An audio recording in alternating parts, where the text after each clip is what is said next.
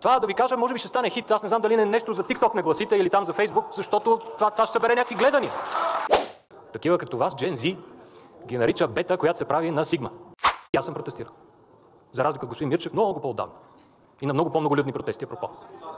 Лъжите ви, че някой бил от МВР или не знам от кой си бил организирал агресивни действия, е слабоумие. Това ли ви е логиката на вас? Вие срам имате ли? Основание за оставка може да има тогава, когато се е случило нещо, което да е предизвикало масово пострадали хора. Не сте представители на онова, което наричахте интелигентна градска среда. Вместо това звучите като агресивна, озлобена фракция, крещяща, ругаеща, изграждаща конспиративни теории, изкривени фалшиви наративи. Това преди малко беше перформанс. Аз изобщо не мога да го нарека по друг начин. Това беше сценична изява. Благодаря.